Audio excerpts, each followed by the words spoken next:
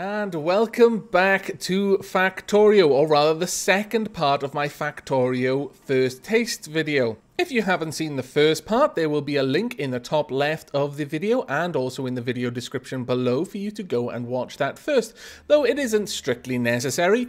In the first video, we set up our basic copper and iron industries as well as steam engines which are running on coal power to generate electricity. And we had just finished expanding our iron mining and smelting industry. So in this episode, we're going to be continuing along with that. We're going to be touching on research, and also we will take our first stab at the alien menace. So without further ado, let's return to the game. We're going to need a lot more inserters as well. Damn it, I'm not prepared. But we'll place that over there. And that was just that I was too far away to use that properly. And we'll, for now, although usually I wouldn't do this because it kind of blocks me off from expanding, I'll place this on this side for now. We're going to need one power source about there. Right, what we'll do is bring this up. We want to, I guess, either side really. There we go.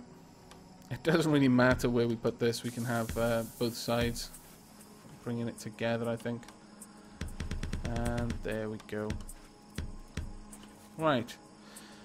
Now what we want is an inserter there. Now hopefully, yeah, this should be able to grab from either side. So all we do now is just add these. And there we go. Right, so that is now automatically smelting and gathering all the iron for us. Now, this is the problem that you're seeing here.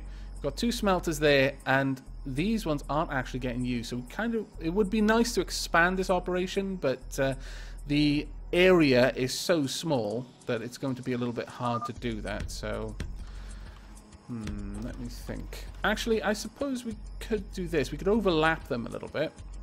I don't have enough iron. Haha, actually. Let me just fix that. Pick up all the iron. And yes, that is just as fun as running down the up escalator. I'm easily amused. Alright, let's get these overlapping a little bit. So we'll put one there and another one down here and do it the same on the other side. And that should fix our problem a little bit. We'll pop that there and pop this down there. That should cover all of them. There we go.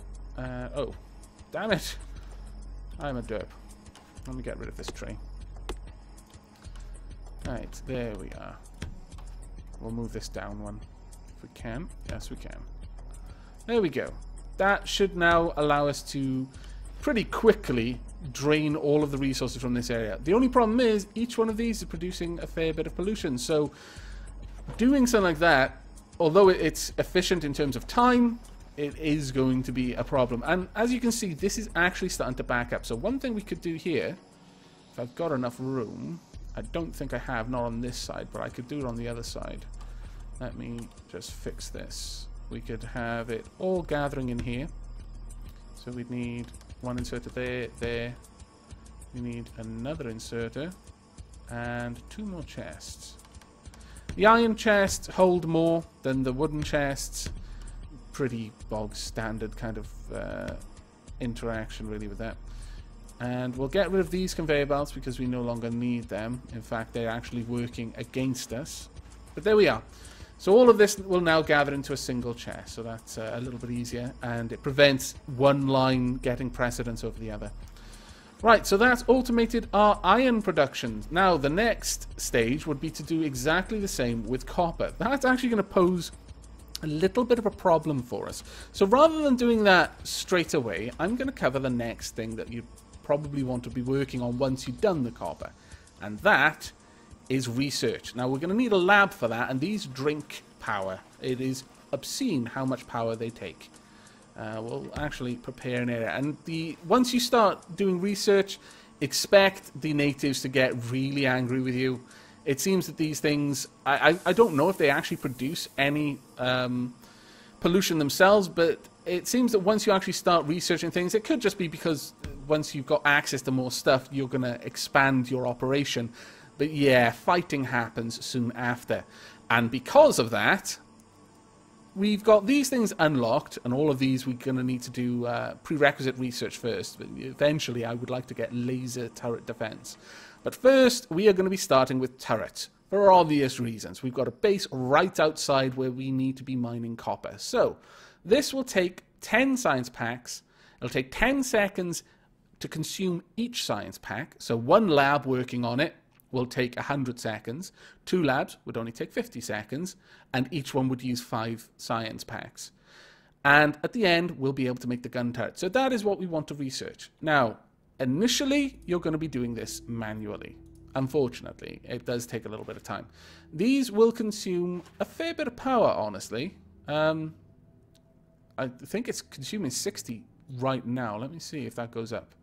Oh no, it actually stays at that. That's interesting. I thought that consumed a lot more.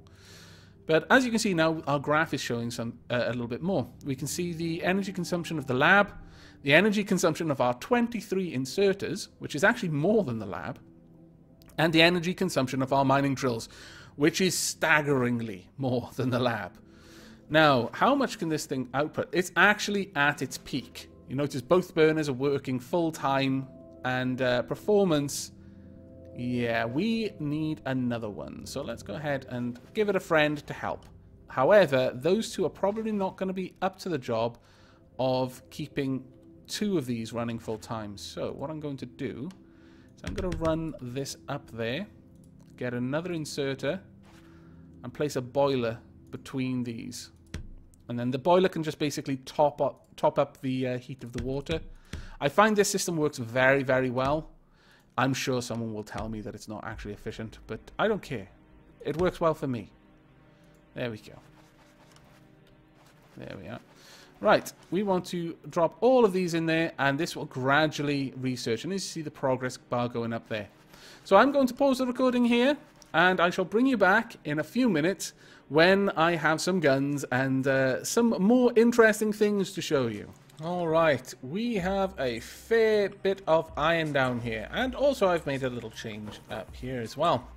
We've researched a fair few things. If you press T, you can bring up your research tree. We have researched optics, gun turrets, and automation, and I will show you why in a moment. Well, optics for an obvious reason, so we've got lights, but also that's on the way to lasers anyway.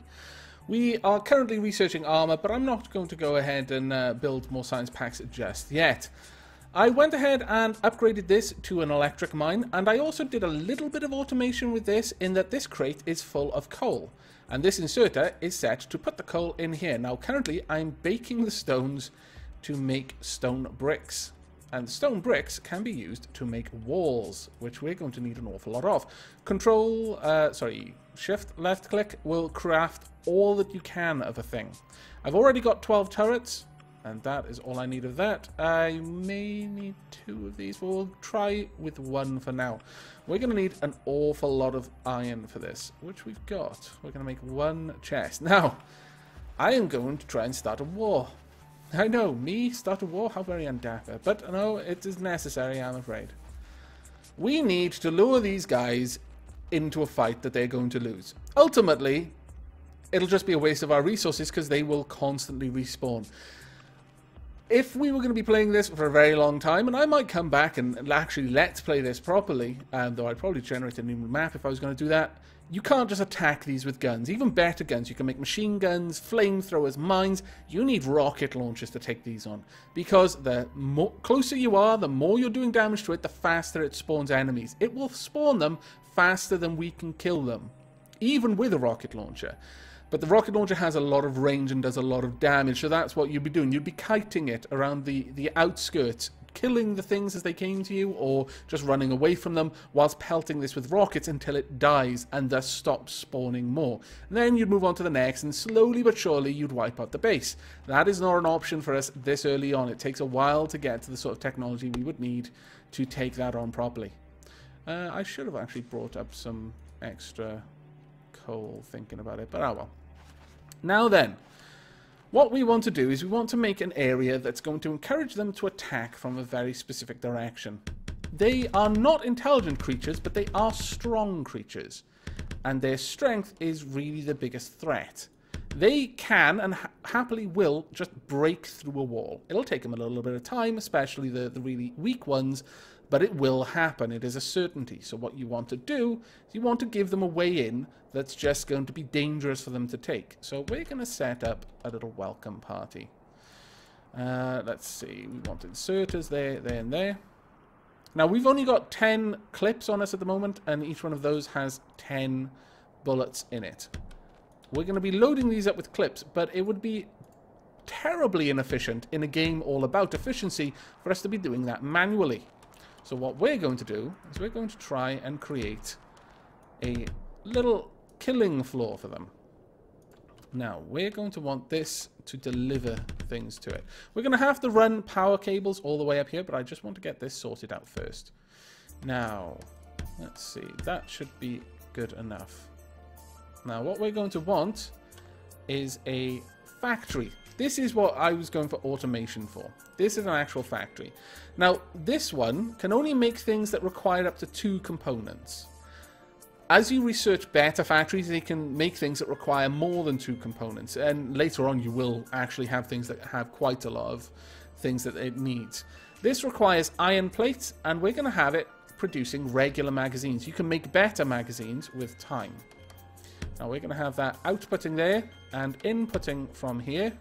We're going to have a little crate full of metal.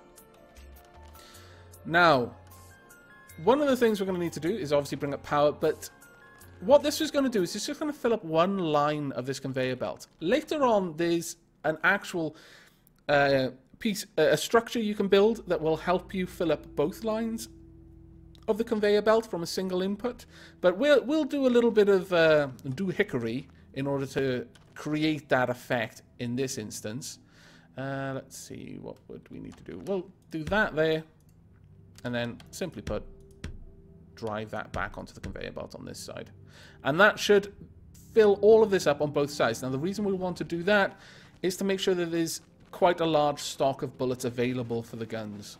Because the last thing we want is for the enemy to attack and for our guns to run out of bullets. That would be a tragedy. Nay, a travesty.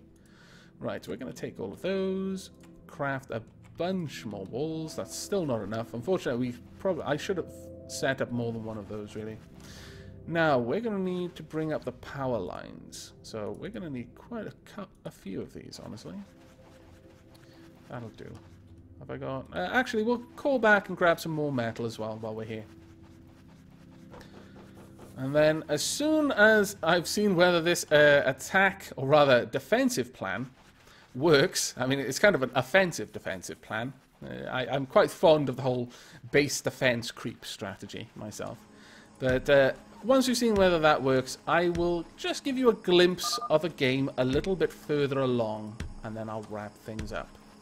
It will be a little bit of a longer episode than I would like to make it, but this is a game that's so full of content that just like 20 minutes really wouldn't be enough to even give you a proper taster of this.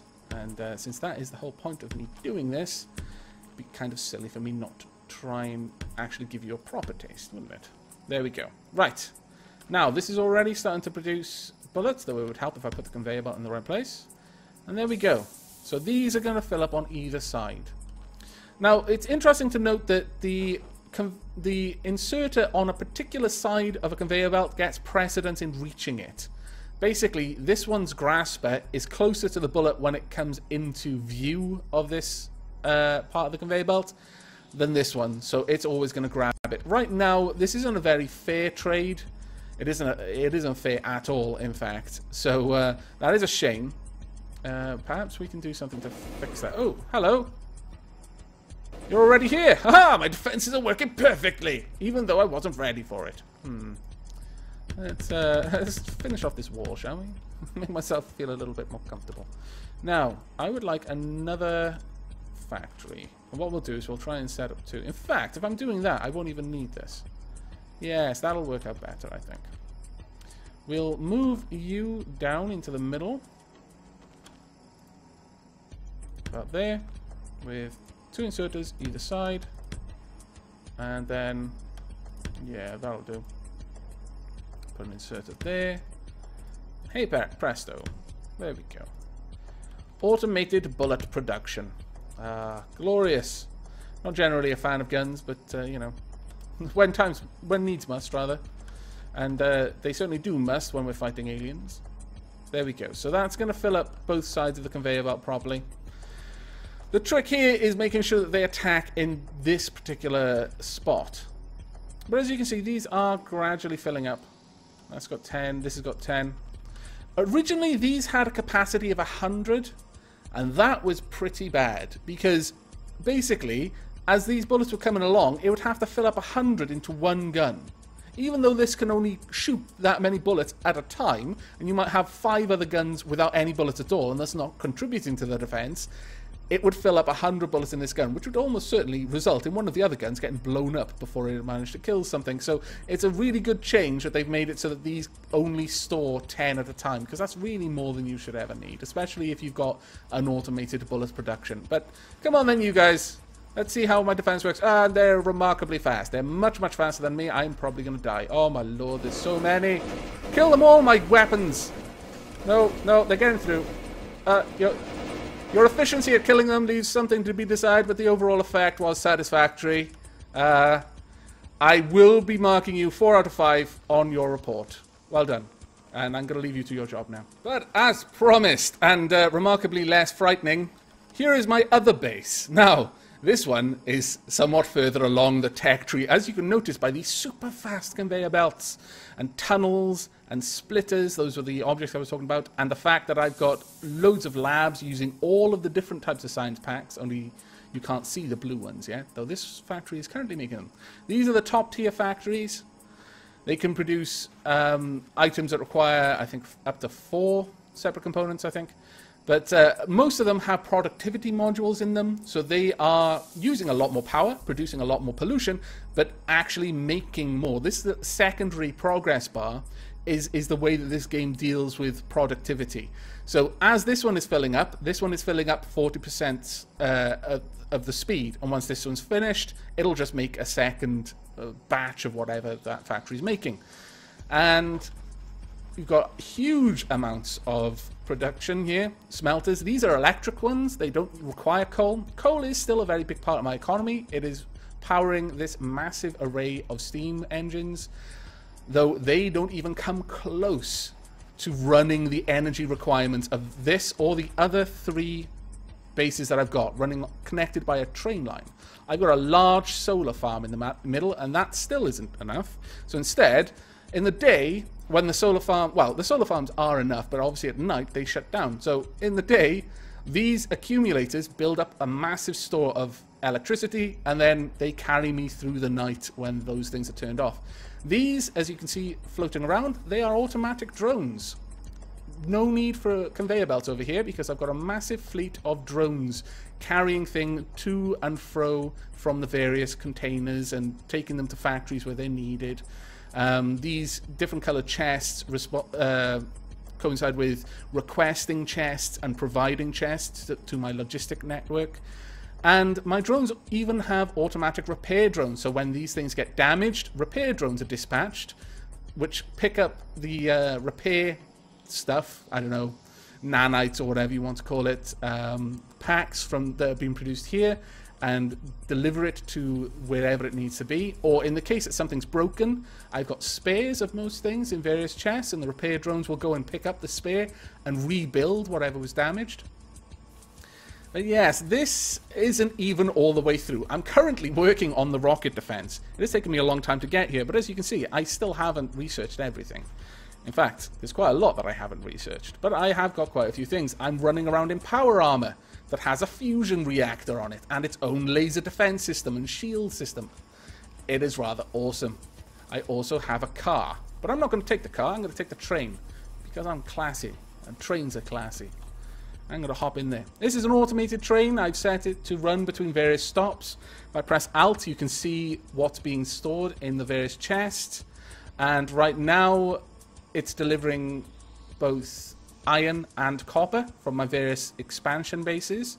And then this is being ferried around the rest of the base to where it needs to be. It's also picking up a bunch of repair junk that it will deliver to my various expansion bases, so the repair drones there can all have enough to do what's needed. Most of my defenses are laser turrets. In fact, all of them are. Though some bases have more than others, because I tend to use them as my fallback positions, as you can see from the remarkable large amount of corpses around this one. This is my little iron mine. It's a fairly small scale one. I did have a much bigger one over there, but I kind of sucked up all the iron, so that one got deleted. I also had a massive coal mine up there, but that one's also gotten rid of, and now I've got a tiny little coal mine on the edge of my copper expansion base. But we'll go up there. We'll do a full circuit, a full tour of my base. Now, this is quite far along. The amount of things I've researched, some of them take a very long time. Like they'll take a minute per piece, and they need like 200 or 500 pieces. And some of them, it's not just time that's holding back. It's just that the requirement to make the science pack is so hefty that it takes me time to get the resources. The worst culprit of that is the purple science pack, which requires alien artifacts, which, as you might be able to guess, only come from, oh my lord, only come from alien bases that you destroyed. And my coal mines have almost run out. I'm going to have to expand it over the water using tunnels. This one came under quite a lot of heavy fire, so the walls are double thick up there, because occasionally they could burrow through them. So this one's got quite a lot of spare walls in the various provider chests for the repair drones to repair everything. And as you can see down here, we've got massive electric poles that can travel quite a fair distance between points, which is very, very useful. Now, I suppose I will give you one quick glimpse into the way I've been harvesting alien artifacts, but that will be it then. And if you've enjoyed what you've seen, you can go and get the game yourself. It's quite reasonably priced, I feel. Now, most of this I didn't discover myself. I built radar emplacements that basically scanned the terrain. You can sort of see a weird glitch there. That's where two different versions, because this save file is bridged a couple of versions, and the terrain generation algorithm changed slightly, so as a result you can clearly see where I'd explored up to in that older version. But now that it is daytime, have I got enough rockets? Yes, I do, because I've got a logistics, I'm basically connected to the logistics network. Whenever I'm under the area of effect of one of the drone, what's it called? The RoboPort, then logistics drones will try to meet my demands, which is always to keep me with 100 rockets. Now, my car ran out of fuel. My car still runs on coal, unfortunately. And why my car runs on coal, of all things, I don't know, especially considering I can make fuel, because I have to for my flamethrower, but there we are. Okay, so these guys are not going to be happy. That is a very high level turret there, and that is a very high level creep. It could do a lot of damage to me. Thankfully, my fusion reactor now means I never run out of power. When I was solar powered, this would have been very hard to do, because I couldn't have pulled in enough power fast enough. But as you can see, it's taken a hell of a pounding, considering each one of my lasers, and I've got 3 of them, is outputting the same damage as 5 regular laser turrets. So that's the combined force of 15 laser turrets hitting it continuously, and it was just wandering around after me. Now, I'll just do a quick swing by on one of these. Let's take you. And there we go. And that's pretty much what I use my car for. Just drive-bys. And on that rather GTA-sounding note, I'll be wrapping this up. Although it took me 2 videos, I finally feel content that we've had a good enough taste of Factorio. Anything less and it just wouldn't have felt right. Like leaving the last mouthful of tea in the bottom of the cup to go cold and forgotten. Criminal, that's what it would have been. A crime against dapperness itself. Now, for those of you who've seen enough and want to throw your money or your underwear at the screen, contain yourselves. I can't accept your currency or your underwear, for I am not a licensed provider of Factorio. For that, you should follow the link in the video description to their website, where you can support further development and gain access to the alpha for 10 euros, which is roughly $13 US, I believe, or closer to 14 now. Though again, I feel that calling this an alpha is bordering on lunacy, considering how much gameplay this has to offer. My current game, of which you were given only a glance, has over 30 hours of gameplay invested in it. And for those who are undecided, but would like to give it a go for themselves before making up their mind, there's also a demo available on the same website. But now I'm going to continue riding my train. It's strangely relaxing, actually. Except when it hits enemies. Then it's a little bumpy. Only a little, though. As for you, well, I hope you enjoyed this first taste of Factorio.